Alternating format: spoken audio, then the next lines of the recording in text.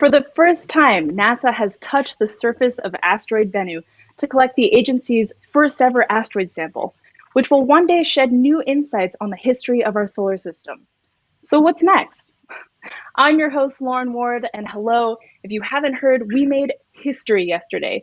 So, let's bring you up to speed. At 6:12 p.m. Eastern Time, NASA attempted to collect a sample from a near-Earth asteroid named Bennu. Since arriving at Bennu in 2018, our OSIRIS-REx spacecraft has been orbiting the asteroid, mapping it, and studying it closely. And yesterday, the spacecraft descended on an asteroid surface, and its robotic arm touched down for a few seconds to collect the sample of an asteroid's rock and dust. This precious rock and dust that the spacecraft will safely enclose in a capsule could tell us more about the history of our solar system. And that's why in 2023, the sample will have made its way back to Earth so we can study it. So the question is, what happens next? Today we are joined by three experts: Danny Delagestina, OSIRIS-REx lead image processing scientist at University of Arizona; Jason DeWorkin, OSIRIS-REx project scientist at NASA Goddard; and Bo Bierhaus, OSIRIS-REx TAG-SAM scientist at Lockheed Martin. Thank you so much for joining us, you guys. It has been a wild 24 hours. Thanks, Lauren. Great to be here. Thank you. We're so excited to have you. So, Danny, let's get into it. I understand there's a new video taken by the spacecraft as it actually descended to the surface of asteroid Bennu. Could you walk us through how that was even created? Sure, Lauren. So this is a video created from SamCam images, and SamCam is one of three cameras that was built by the University of Arizona specifically to acquire scientific data of asteroid Bennu. So what we see in the video is the TAG-SAM arm. It's extended out, and TAG-SAM is observing it as the spacecraft translates across the surface of Bennu, arriving at Nightingale, the sample site. And then you see, right as we make contact with the surface and our nitrogen gas bottle fires to collect that sample, there's a huge spray of material that's just lofted from the surface of Bennu. And this is a great sign. It looks like we picked up a lot of material, and that means that some of it likely made it into that sampling mechanism. So we are really happy to see this result, and the movie from SamCam is quite promising.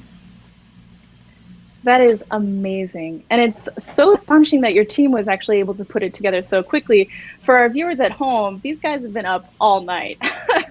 So, Bo, your team will use this video to assess the response of TAG-SAM head to the surface.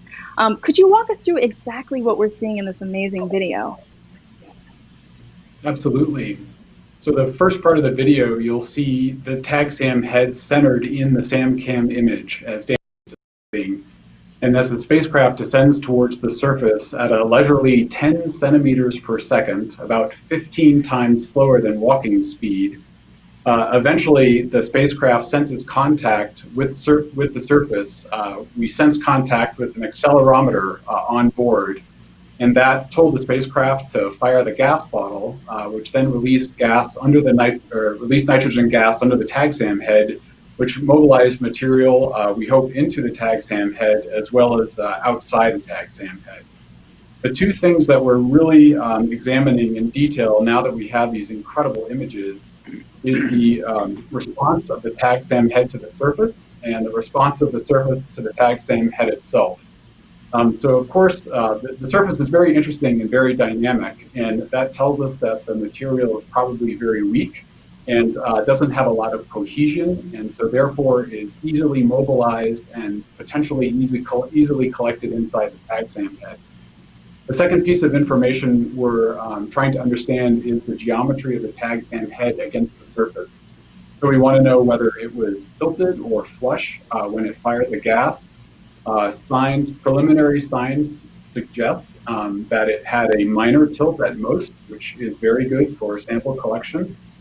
There's a great image now. You're seeing a pair of images of just before contact and just after contact. And you can see the TAG-SAM head tilting just a little bit. And in fact, you can see surface material moving in response to the contact of the TAG-SAM head. And we thought that this might happen based on some of the experiments that we had done with reduced gravity flight. And the final thing that we're doing is we're assessing the arm in the images as we back away, just to make sure that there was no damage to the arm. And so far, that all looks great too. Absolutely spectacular. It is so interesting to watch OSIRIS-REx descend on the surface of the asteroid Bennu, especially when you consider that these images are coming from over 2 million miles away. So fantastic. Jason, the team will analyze the sample once it's delivered to Earth, but before then, there is still a ton that has to happen. Can you explain how the sample will be handled from now until it lands on Earth? Absolutely. So the next step is to take images of the material inside the sample head, inside of the TAG-SAM head. This weekend, we'll be taking measurements of the mass of the material by extending the TAG-SAM arm and rotating the spacecraft slowly around and measuring the change in moment of inertia. After that, we will assess whether or not we think we have enough material, and then if we do, we'll be opening up the sample return capsule and stowing the material inside. At which time we cut off the sample head, close up the sample return canister. You can see happening right here. Then in March, the spacecraft departs orbits around from Bennu, and then heads to Earth. The sample return capsule is jettisoned from the spacecraft, landing in the Utah desert at the Utah Test and Training Range outside Salt Lake City, the morning of September 24th, 2023.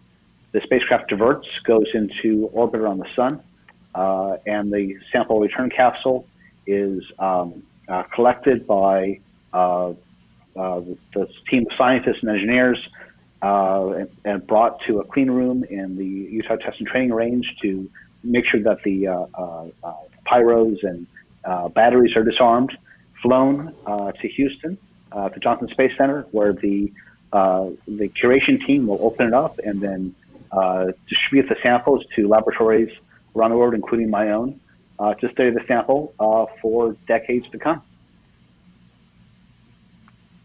That is fantastic. And I want to rectify something I said before. It's not 2 million miles, it's 200 million miles away. That is so much farther and more impressive than 2 million miles. So I understand that Bennu was far more rocky than we expected, making yesterday's maneuver more difficult than we had ever imagined. One thing that I think everybody is wondering is, was that experience watching Bennu, do the tag, was that nerve-wracking? And I really want to hear from everybody, starting with Jason. So I've been anticipating this moment since 2004, when I started working on the predecessor to the OSIRIS-REx mission, OSIRIS. It's been an amazing journey, a lot of really talented scientists, engineers, managers, technicians, admins. It's been an incredible journey, and that these few seconds mean so much, and that the sample will be distributed as a legacy of this team that the world can enjoy, that scientists not yet born, using instrumentation not yet invented, can answer questions that we don't know how to ask yet. Wow, what an amazing gift for the entire world. Danny, I'd love to get your thoughts too. Yeah, well, so I got my start on OSIRIS-REx, also on the precursor to the mission named OSIRIS, as an undergraduate student in the early 2000s. And as we were leading up to this event, it occurred to me that I've been waiting my life to gather a sample for you. So I went into the event with a lot of cautious optimism, because this team is exceptional. And I know we had done everything possible to minimize the risks associated with gathering the sample from Bennu, even though you mentioned, Lauren, it was more challenging than we were expecting. The surface was far rockier than anticipated when we designed the mission. So I felt confident that we had done everything in our control to achieve mission success, and the rest was up to Bennu. And it turns out Bennu complied, and it looks like we've achieved what we were hoping for, but there's a little more work to go to verify the amount of sample we collected. Bennu definitely did an outstanding job, and it did exactly what we intended. Bo, what were you thinking during the tag event? I was thinking a lot of things, so many things that it's probably hard to put in a small number of words in a short period of time. Of course, incredibly excited. Been waiting for this moment also since 2004. I started working on the mission in 2004. Have done 890 collection tests with TAG-SAM, multiple reduced gravity flights, and the team was incredibly well prepared. We couldn't have done anything more. We had rehearsed the tag twice before in real life with the spacecraft around Bennu and many, many times before in simulations on our computers. So we had a pretty good idea of what to expect and what could go wrong and how to handle things that they might have gone wrong. The one thing we had not tested was the actual TAG-SAM collection event at Bennu. So even though we have done hundreds of tests on the ground and on reduced gravity flights, we had never done this sample collection event at Bennu before. So that was the last piece we hadn't done. It's an important piece, but as Danny said, fortunately, Bennu complied. It's one of the few ways in which Bennu actually worked in our favor. It was rockier than expected. There were particles being ejected off the surface that we didn't expect. But in this particular case, Bennu seems to have fallen in our favor. And after having worked 16 years on this program, to have all of that time collapse down into just a few seconds, it's a weird, surreal juxtaposition of time scales. But I'm incredibly happy and proud and excited for everybody involved. Well, this team is second to none, and you guys were adaptable beyond any imaginable scope. So it's worth being extremely proud about. So we've been able to study asteroids that have come through Earth's atmosphere before. Danny, what is different about this sample in particular? Now, that's a really good question, Lauren. So you're right. We do have meteorites that come from asteroids in our sample collections on Earth. But you know, those meteorites only represent the material that is strong enough to survive what is a very warm entry through Earth's atmosphere, as well as an impact on the Earth's surface. And so the data that we've obtained so far from Bennu using the OSIRIS-REx spacecraft, it indicates that the asteroid has water-bearing minerals and organic molecules. And this material might be pretty fragile, and thus it wouldn't be represented in our meteorite collection. You know, it likely wouldn't survive that atmospheric entry onto Earth's surface. But additionally, by going to Bennu to acquire a sample directly from its surface in a very controlled way, putting it in a safe and clean sample return capsule, we know that that material, it's not going to be contaminated by, you know, the Earth's surface in the same way that meteorites are. And so it really offers an unprecedented opportunity to study material from an asteroid that we might not have in our meteorite collection, and that is pristine and hasn't experienced contamination. Fantastic. Okay, so let's get down to it. The internet is buzzing with excitement around yesterday's events, and many people have questions. So let's take a few now. If you're watching this and you have questions, submit them online by using the hashtag #ToBennuandBack or comment on the stream wherever you're watching this. Okay, our first question is from Anna2, who is an 8th grader at Mesa Verde Middle School, and she asks, is there a possibility that this sample can change the design of future bots made for this same purpose? That is an engineer in the making. Does anyone have a good answer for that? We can try to answer that question. It is an excellent question, and we hope the answer is absolutely yes. One of the major challenges we had for this mission was trying to design a sample collection device for material that we didn't know what it was like. We didn't know what the mechanical properties might be. We didn't have a good understanding of what really the size distribution of the particles might be, and by that I mean how many there are of any particular size. We didn't know if the material was strong or weak. And now that we've done this sample collection event at Bennu, all of the data that we've collected, both during this tag event now, but as well as examining the sample itself when it comes back to Earth, we'll actually be able to make direct measurements of the strength of this material. How electrically conductive is this material? How magnetic is it? And these will inform ways that we can design systems in the future to interact with other asteroids for future missions. So absolutely, the answer is yes. It's a great question. So speaking of material, Molly on Twitch asks, why did the rocks on Bennu crumble so easily? Are they very loose, or was there an impact? Was it because of the impact of the TAGSAM head being very forceful? Danny, you talked about that a little bit. Sure. Yeah, I can explain that. So, in all of the indications that we had from the instruments on board the OSIRIS-REx spacecraft were telling us that boulders on Bennu are exceptionally weak. So even though the surface looks really rocky and jagged, we think that these boulders are almost like balls of mud and likely crumble very, very easily under even small forces. So while we weren't necessarily expecting the TAGSAM head to crumble rocks on the surface of Bennu when it was designed, we think that might be what took place during the sampling event.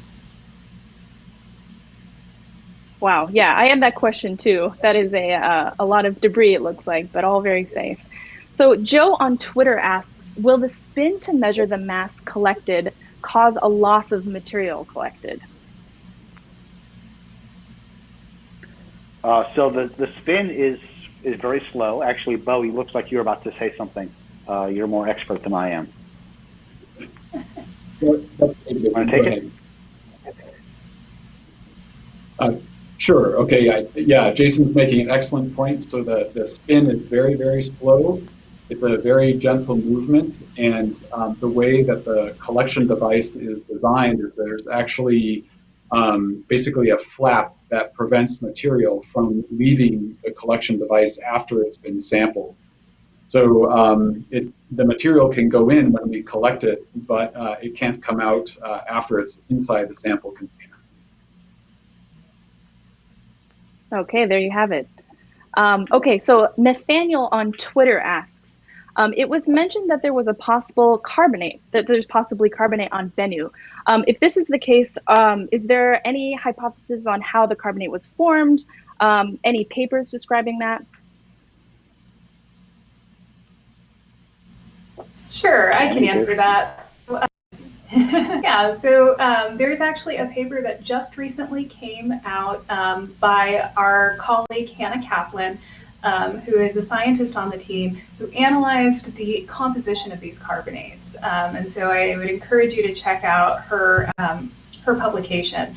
But our leading hypothesis for how these carbonates formed on Bennu's parent body actually is that there was a large-scale hydrothermal system. So there was water flowing in the interior of the asteroid that percolated through cracks in rocks and eventually precipitated carbonate. And this is really exciting because it indicates that Bennu's parent body was a water world.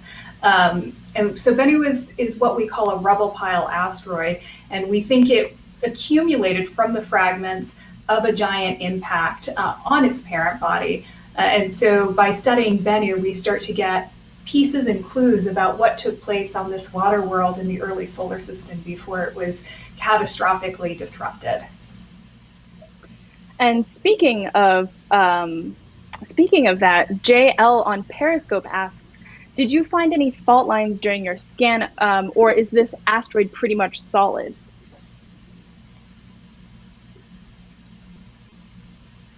Jason, do you want to get that?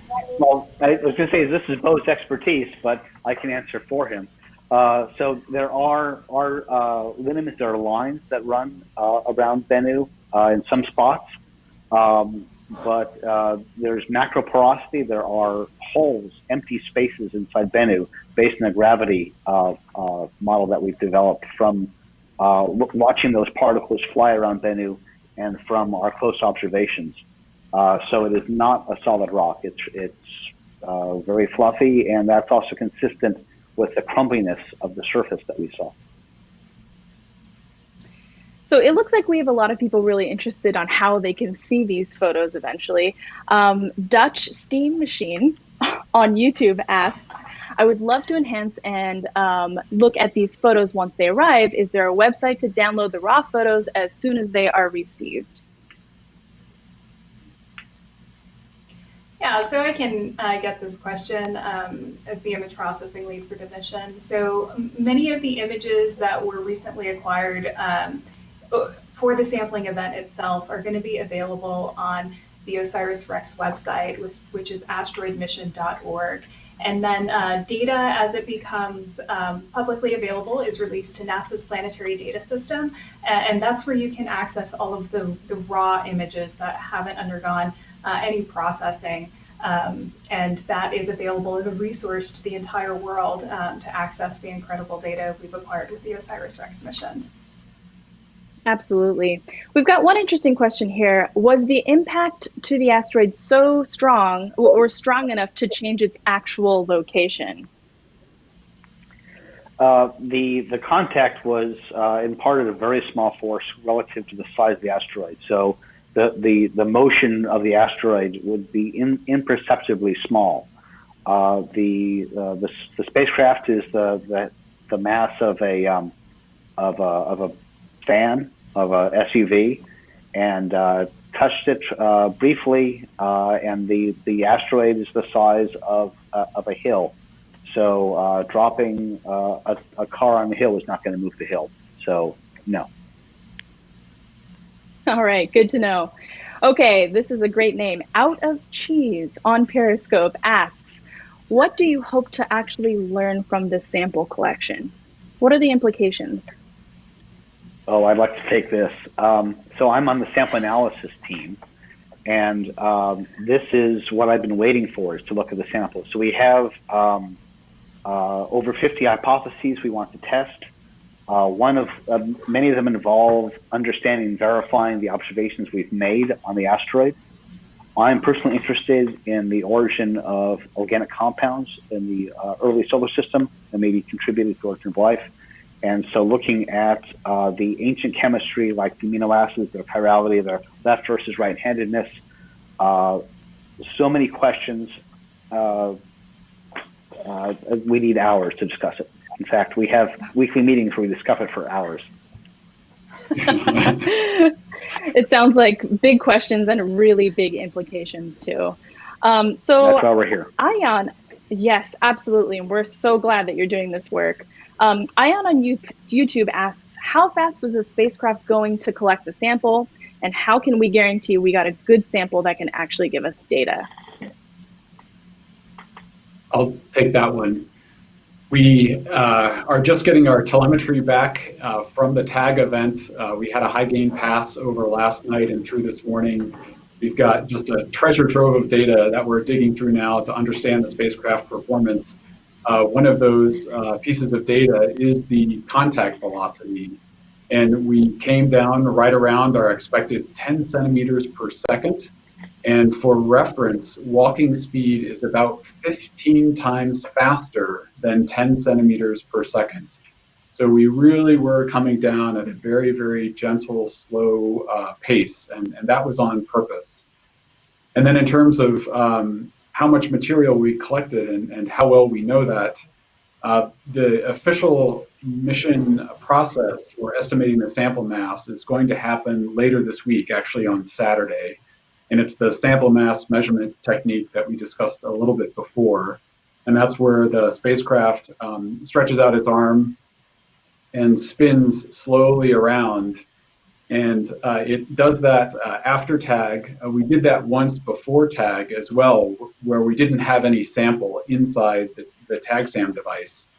And we'll do it again after TAG with sample in the TAG-SAM device. And the difference in the measurement between those two spins should give us information about how much mass we actually collected. We have other indirect techniques for evaluating how much sample we might have collected. In particular, using the SAMCAM, which is the same image or the same camera that we use to collect the images of the tag event itself, we can reorient the TAG-SAM head to actually be facing with the bottom into the field of view of the SAMCAM. So we can look directly into the TAG-SAM device itself, and we hope to have direct measurement of the material inside TAG-SAM by virtue of looking inside it. But that can only show us some, just because of limitations of the geometry. We can't see the entire collection volume inside the TAG-SAM device itself. So while that will give us some information, it's not the most accurate measurement. So we really are waiting for the sample mass measurement on Saturday. Whew, Saturday seems like such a long time from now. Okay, moving right along, we've got so many questions. Thank you all for submitting your questions. Sam on Facebook asks, how fast would the material be ejected, and is that capable of damaging OSIRIS-REx at all? So I guess maybe, when the material was impacted, could that actually damage our little spacecraft? I'll take that one again. I actually led up a study to address that very specific question, because we knew that was a possibility when we were designing the mission. So we actually did a very exhaustive study to look at the speeds and masses of material that we might pick off the surface. And the short answer is no, we don't feel like there's any risk to the spacecraft at all. Otherwise, we would have chosen a different technique to collect the sample. So there are some speeds of potentially 10 meters per second or 15 meters per second of material coming off the surface. But that is not fast enough to damage any of the equipment on board the spacecraft. Well, thank goodness for that. All right, Amy from Facebook asks, is there any analytical data sent back to Earth regarding the sample, or do we really have to wait till 2023? You really have to wait. Part of designing a mission is you need to design for what you require. And so it would be fun to add a whole bunch of instruments to interrogate the samples to give us a quick look. That would be not as good as what we have on the Earth, which is the whole reason we're bringing it back. But that costs a lot of money and costs a lot of time and space and mass. And it's better to invest that time in having the fantastic camera and spectrometer and LiDAR suite that took the data we can compare with the sample when we get back on Earth, and having the talented team to be able to solve these problems that we had on board, and that Bennu literally threw at us. Yeah, can I add to that, Lauren? Yes, of course, please. Yeah, I think, so Jason is right. We won't be able to directly interrogate the sample using anything on board the spacecraft, but I think it's important to note that we gathered a lot of data of the sample site before we collected that sample. So we do have some great indications that where we gathered a sample from on Bennu is relatively young. It looks like it has a color that's reddish, and that might indicate a more recent exposure age. And there was also evidence of the presence of organic molecules and carbonates around the sample site. So we believe it will have some carbon-bearing material. So while that isn't, data directly taken of the sample itself, it gives us, it allows us to make some inferences about what the sample will look like, and they are all very promising. Oh, love to hear it. That sounds great. And that is all the time we have for today. Thank you so much for joining us, Danny, Jason, and Bo. We know you're busy, and we've loved having you. Thanks, Lauren. Thank you. Thank you. Great to be here. And thank you for joining us at home. We've loved having you too. For more updates on OSIRIS-REx journey back to Earth, visit nasa.gov/OSIRIS-REx or follow @OSIRIS-REx on Twitter, Facebook, and Instagram. Check back with us in the first week of November when we hope to make an announcement, especially regarding whether or not sufficient sample was collected. So that's very exciting. Check that out. Be sure to check that out. Until next time, I'm Lauren Ward. Thanks again for joining us, and this has been NASA Science Live.